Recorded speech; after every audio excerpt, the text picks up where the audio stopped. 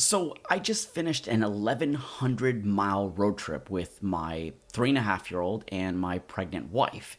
And I thought I'd share with you what that trip was like. So if you're interested on what it's like traveling with them to places like Disney and stuff like that, you may want to stick around. If you're interested in what charging, what road tripping in an EV is like for, 700 plus miles, you may want to stick around. I'm going to cover both of those as I walk you through our trip and call out things that were important, things to learn, and some pointers and tips on this road trip adventure in my EV with my family.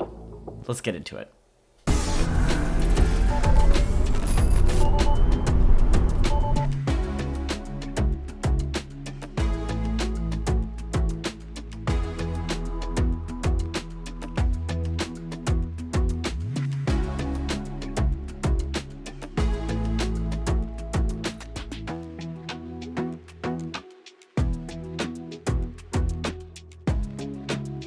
So let's start with charging. I charged my car to 100%. I actually set a scheduled departure, which is really cool.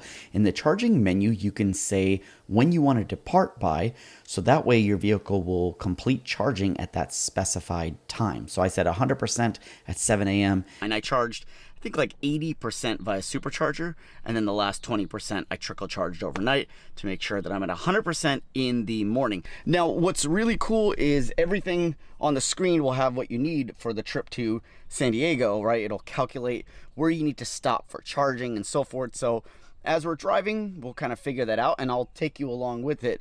Let me show you just kind of where we're, that's right. I have Mars mode enabled. That's, of course, the reason why I do Mars mode is to protect myself and my family's security and safety by hiding our address. And that brings me to today's sponsor, Private Internet Access. It's a world-leading VPN provider with over 30 million downloads. That's pretty insane, 30 million. And that's because it changes your IP address and reroutes traffic through a private encrypted tunnel. Private internet access hides your activity from your internet service provider and anybody else trying to snoop or spy on you. So privacy is super important. Okay, but really, it's like Mars mode for your digital life. I use private internet access whenever I go online to protect my information and to hide my digital footprint. Plus, it also works with all major streaming services, so I get to enjoy my content anywhere in the world I am once we get back to traveling. What's even more important is private internet access has a strict no logs policy that has been proven multiple times in court, so you know you're safe. This VPN is available for all operating systems, Windows, Android, Mac OS, iOS, and more. Plus, one subscription covers up to 10 devices, all at the same time. If you want to start protecting your digital life, click the link down below for a 78% discount. That way you'll get private internet access for less than $3 a month, and you'll enjoy 3 extra months for free. Listen, it's all risk-free. There's a 30-day money-back guarantee, and then there's 24/7 customer support. So go ahead. Click on the link down in the description below and sign up for private internet access today. All right, now back to the video. Okay, so I went ahead and put in our destination, Solano Beach, California, into the navigation, and it will reroute you and tell you your stops that you need to make and how long you need to stop at those destinations. 2 supercharger stops, Harris Ranch and Tejon Ranch. I also created a trip here called San Diego to log everything on.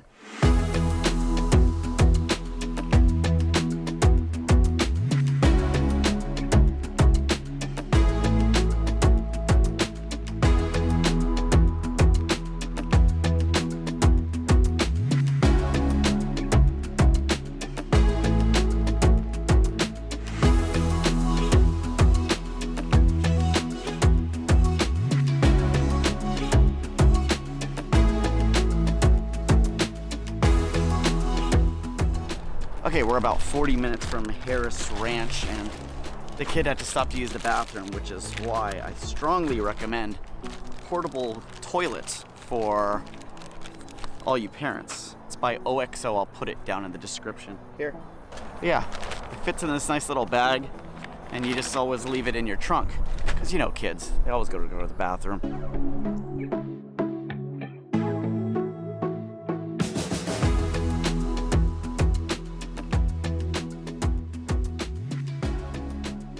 All right, just got to Harris Ranch. It's 11:11. We began at, I think, around 8:30, and our, let's see, we've got 107 miles left. And okay, just finished enough charge. It lets you know that we're not full, but we have enough to continue the trip to the next stop. It's 11:43, and we've got 227 miles now, and our next destination, I think from here, is an hour and 41 minutes. So 116 miles. We're way over buffered with 230, but yeah, we're good. That means we won't have to charge that much in Tejon, which is south, kind of south of Bakersfield.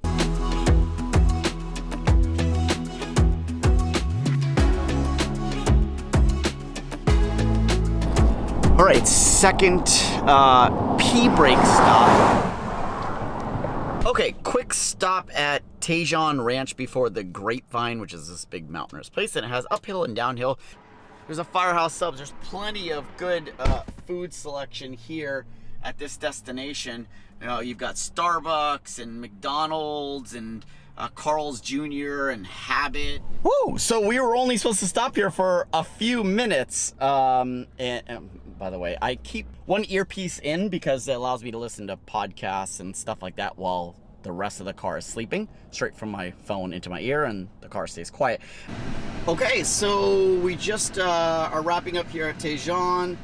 Just shy of 90% charge here at Tejon Ranch, and that's because we're gonna try to just go from here straight to our destination. And we'll be getting there with 14% battery, and I'm okay with that. I think this is fine. This will work. And then when we're there, I can probably charge via 120 outlet, just your standard wall plug and Trickle charge. We're there for like 3 days. So yeah, we're gonna go. And because the Grapevine is next, I'm not gonna drive.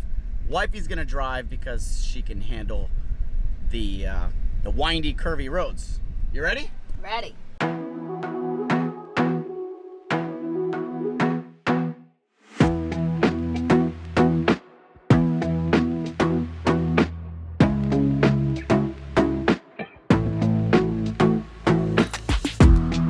LA is like a love-hate relationship, I swear. You know, it can never be perfect, right? So we were supposed to get there around 4, and now it's showing the ETA at 6. And so I figured it's got to be LA, and sure enough, looking at the map, you can see a ton of traffic once you get into the LA area. I was saying before that I've got a 3-year-old, and some of you who have kids find it very difficult for road trips. And what's key is the things that you bring to keep them busy. So can you share with me all the cool things that you had with you on this trip? Minnie Mouse. So bringing, imaginary like toys and animals that they can make up stories with and things like that are very important. So what else do you got? Oh, this toy. This is from a McDonald's Happy Meal that we picked up earlier. So just constantly giving them things to keep their minds busy. Just picked up a Happy Meal. Cheap, easy, quick. Okay, what else she got? Her actual play baby. She likes to take care of this baby and feed it, and so Tell her that I have some blankets and stuff for her. She's got blankets and stuff for the baby, so she wanted to make that known. What else do you got that you played with in the car? Here we go. So this is something I picked up at Target. I want to say it's 11 bucks. It kind of expensive, but what's cool is it's a magic ink marker, so you don't have to worry about this getting on the car. It won't make any marks, but when it touches the paper, it makes beautiful artwork. All of this was colored in by my 3-year-old, and that's because as soon as the pen hits the paper, it magically turns the right color and stays within the lines. It kept her very busy and occupied, stimulating her brain and mind to color these pictures in as she was in the car. What else you got? Where did you get these from? The stickers? Walmart. It's got these. It's got a bunch of stickers that show up on a plastic thing, and the stickers are reusable, so you can peel them off and put them back on. And they've got that's another great option. Do you remember how much this was? $4 or $5. Cool little thing from Walmart. What else you got, sweetie? This one. So my daughter, I don't know about you guys, is really into Find Me, like finding things in books. And we've always gotten her the non-Waldo because I felt Waldo was challenging for her. So I finally got her a Where's Waldo book, but she had a lot of fun. You liked finding Waldo, right? Yeah. Was it hard? No. It wasn't hard? Dude, you're crazy. This says ages 5 through 9. That's pretty much it. Now, of course, there is the always fallback on this guy, which we haven't had to use yet, so I've been keeping it quiet. This is a holder for that, and so that will make it really easy, and she doesn't have to hold it, to be able to watch it. So there's that, and it's a last resort, so if need be, I'll pull it out. That's how we keep our 3-year-old busy without one meltdown. Okay, we just made it to our destination. Let me share with you the stats. We left at 8:30 in the morning. It's now 6 o'clock. And then here, let's scroll down and look at the stats for San Diego. So we drove a total of 467 miles, 128 kilowatts hour was used, and an average of 274 watts per mile. So not too shabby, and we arrived with 45 miles. Now, keep in mind that that includes 2 stops for charging, and then as well, 2 little mini pee breaks, you know, that were just side of the road, quick pee breaks. Okay, so the one thing about road trips that you have to realize is that you're driving fast, you're driving long distance, and so you're gonna kill bugs on the front of your car. Most people with a Tesla know the front of their car is a bug magnet, so I keep a little bottle of car cleaner, and as soon as I get to my destination, I clean this off because you don't want the bugs caked on to your car. You ruin the paint and do all kinds of damage. Now for cleaner, I keep this waterless car wash cleaner. I got it from Tez Bros. Here's here, and some microfibers, and I just keep that in the corner there because for road tripping, take care of your car. Let's just average, I don't know, on the high note, let's say 30 cents per kilowatt mile, and we multiply that by a total of 128 kilowatt hours used.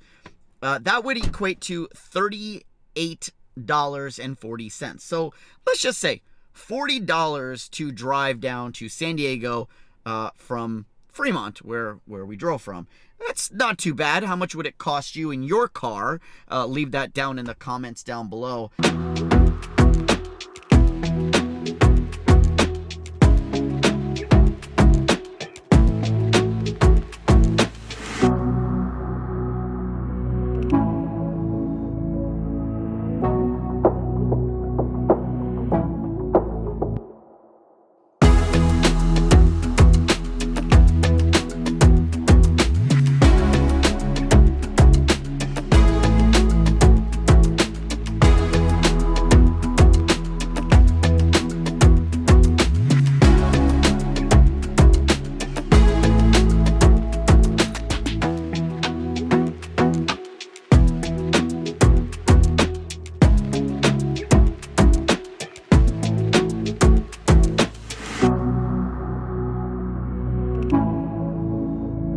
So at the house, we were able to trickle charge to 225 miles, which is awesome from 44 miles that we got there with. And then now we're gonna go 30 miles over to San Diego Zoo, or like 21 miles, and then back. So that's 40 miles, and then we'll plug back in again.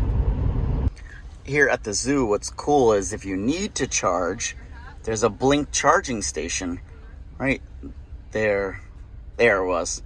But, I mean, we're good. We've got over 190 miles, so we're just parking and we'll enjoy our time at the zoo.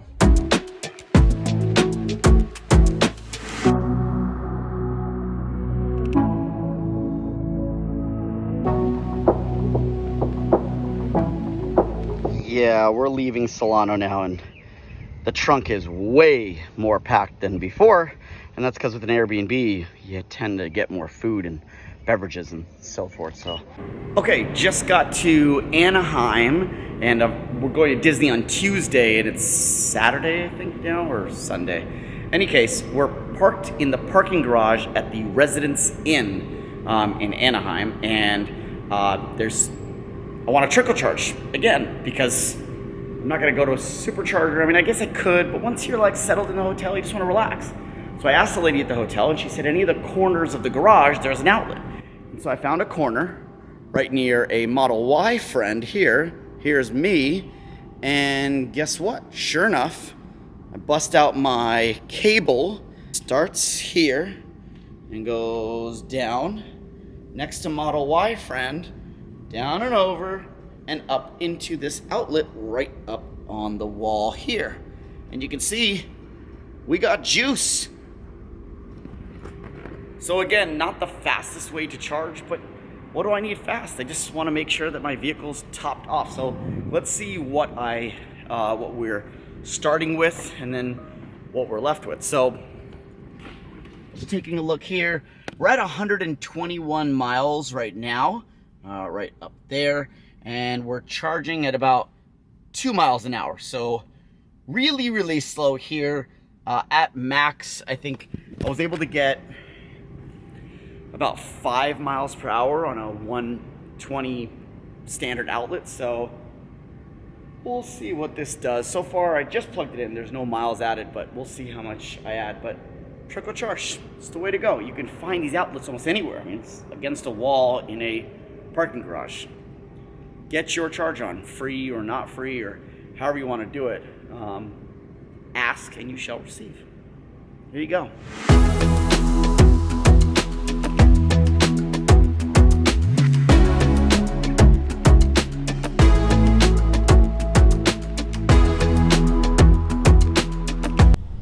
Okay, so we've been lucky in every one of our places that we've been staying that there has been available outlet to plug in and charge.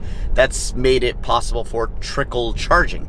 However, up until this last place right at Disney, there was no place to charge, and that's because it's more like an inn where the doors face the parking lot and there was no place to charge, so I didn't charge. So before leaving Disney at around 8 o'clock in the morning, I only had 55 miles left, so I trekked about 10 minutes to the closest supercharger, which was a V3 supercharger in Anaheim, and decided to charge to 100% state of charge, which took about an hour. That way I could make one stop in Kettleman City and then straight home. Okay, so this video is going way longer than I anticipated, but just to kind of summarize everything here, I trekked from Fremont down to Solano Beach, from Solano Beach up to Anaheim. I spent a couple days in Anaheim, a couple days in Solano Beach. Solano Beach was at an Airbnb. Anaheim was at a one hotel and then a secondary hotel. We drove around locally to go to beaches and visit other friends in the area, and in total we drove 1,153 miles for the entire trip. We used about 314 kilowatt hours, and the average was around 272 watts per mile. Now, averaged up, this is still far cheaper than running gas in an internal combustion vehicle. And things that were key takeaways is that have your charger with you. You can plug in into a lot of options and places. And remember, if there's not a place to plug in, accommodate for time to go to the supercharger and charge so that you can begin your trip on time. Secondary is, for a more accurate understanding, use other tools like, for example, a better route planner. A better route planner accommodates for weather, inclines, how much weight you're carrying in your vehicle, what's your state of charge in the vehicle, and what exact vehicle you're driving, whether it be a rear-wheel drive or an all-wheel drive, and so forth, and can better predict how much you're going to need and how much you're going to use. The problem is Tesla doesn't account for waypoints, and so that's a moot point, but it's coming, according to Elon and the Plaid event.